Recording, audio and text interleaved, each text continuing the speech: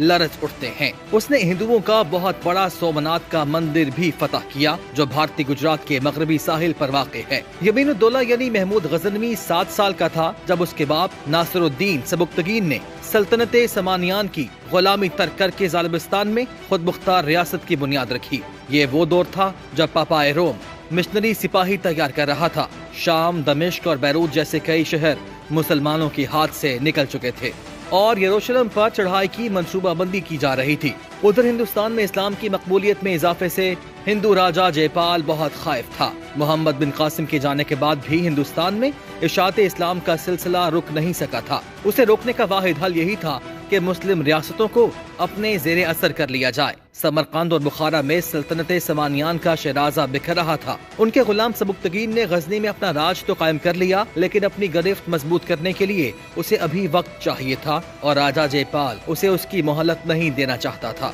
उसने गजनी पर चढ़ाई कर दी, शहर में बला की लूट मार मचाई, सैकड़ों औरतों और मर्दों को गुलाम बना लिया। लेकिन संगलाख पहाड़ी सिलसिले में शदीद सर्द मौसम के बायस महमूद गजनवी के वालिद सबुक्तगीन को मुकम्मल शिकस्त दिए बगैर वापस लौटने पर मजबूर हो गया। उसने पुजारियों से हिंदू मजहब की बका के लिए मदद मांगी और चंद बरस बाद एक बार फिर पहले से ज्यादा तैयारी के साथ गजनी पर चढ़ दौड़ा। इस बार सबुक्तगीन के लश्कर का सालार उसका बड़ा बेटा यमीनुद्दौला यानी सुल्तान महमूद गजनवी था। घुमसान करन पड़ा, लेकिन जवां साला यमीनुद्दौला ने गजनी को मुकम्मल तबाही से बचा लिया। जयपाल को एक बार फिर नाकाम लौटना पड़ा।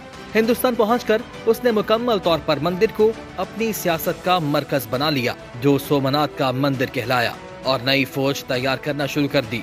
उधर सबुक्तगीन दुनिया से कूच कर गया और गजनी की बागडोर उसके छोटे बेटे इस्माइल ने संभाल ली। यमीनुद्दौला यानी सुल्तान महमूद गजनवी को माजूल कर दिया गया। दोनों भाइयों के दरमियान ठन गई। 1 साल बाद यमीनुद्दौला ने इस्माइल को शिकस्त देकर इक़्तिदार संभाल लिया। अब उसे अंदरूनी इख्तलाफात और साजिशों के तला कमा के साथ साथ समानियान और अब्बासी खलीफा से अपने आप को मनवाने और बाज़ंतीनी पेशकदमी को रोकने जैसे बड़े बड़े चैलेंजेस दरपेश थे। ऐसे में हिंदू राजा जयपाल ने तीसरी बार कहीं बड़े लश्कर के साथ गजनी पर चढ़ाई कर दी, लेकिन गुस्से में भरे यमीनुद्दौला ने उसे फैसला कुन शिकस्त से 2-4 करके गिरफ्तार कर लिया। जयपाल ने पांव पकड़कर जान की अमान चाही और जान बख्शी की सूरत में माली तलाफी का वादा किया। यमीनुद्दौला के लिए अंधेरी कोठरियों में रहने वालों की सरजमीन हिंदुस्तान की कोई अहमियत नहीं थी। उसने जयपाल को जिंदा छोड़ दिया और जान बख्शी का मुआवजा वसूल करने के लिए एक वफ्द उसके हमराह रवाना किया, और पहुंचते ही उसने सिफारती वफ्द को कत्ल कर डाला और उनके सर सुल्तान महमूद गजनवी को भिजवा दिए। जयपाल की इस घटिया हरकत पर यमीनुद्दौला अबुल कासिम महमूद गजनवी जलाल में आ गया और हिंदुस्तान पर हमले की तैयारी शुरू कर दी, जिसके लिए उसने खुद को सुल्तान का खिताब दिया। इस्लामी तारीख का पहला सुल्तान सुल्तान महमूद गजनवी। दूसरी हजारवी के पहले साल यानी 1001 में सुल्तान महमूद गजनवी ने हिंदुस्तान पर पहला हमला किया। सरकश हिंदू राजा को बदतरीन शिकस्त हुई। जयपाल ने खुद को महल में कैद कर लिया।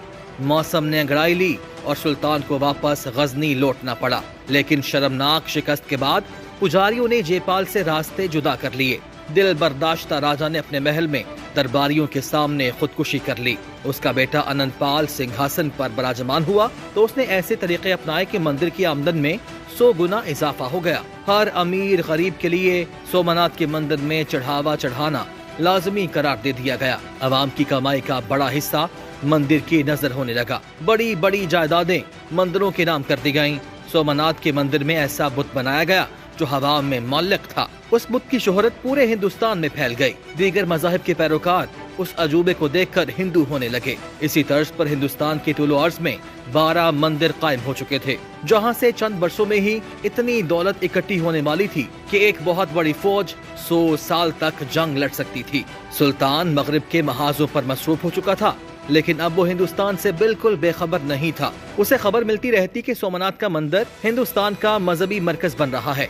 हिंदू उसे हैकल सुलेमानी और कलीसा की तरह अपने मजहब का किबला बनाने जा रहे हैं। उसका कला कमा करना नागुज़ीर हो चुका।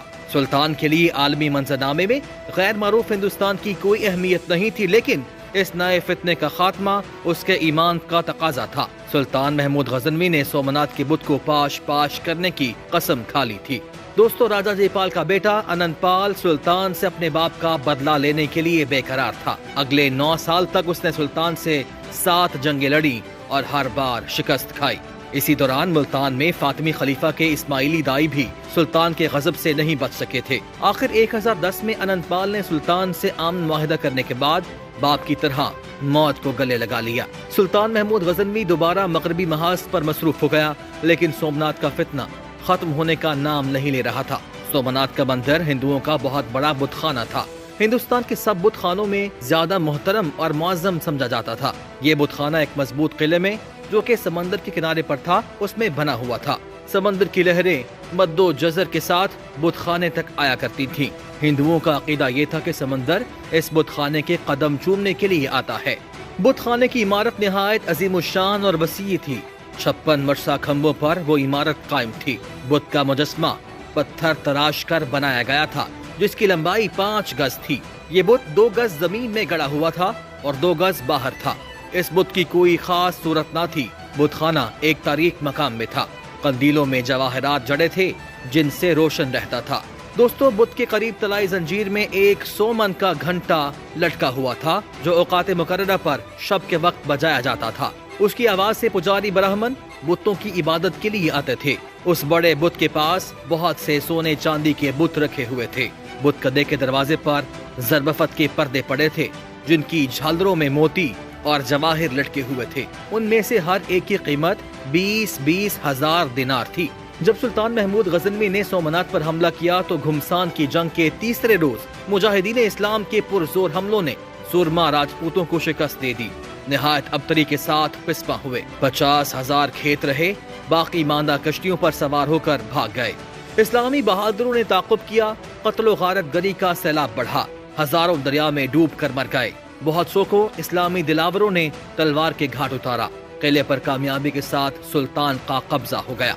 1024 में गुजरात के राजाओं को शिकस्त से दोचार किया और मकनातीसी कशिश से हवा में मुअल्लक किए गए सोमनाथ के सबसे बड़े बुत को पाश पाश कर दिया। दोस्तों, अब सुल्तान का मकसद पूरा हो चुका था। उसने लाहौर अपने वफादार वजीर अय्याज के हवाले किया और खुद वापस गजनी लौट गया।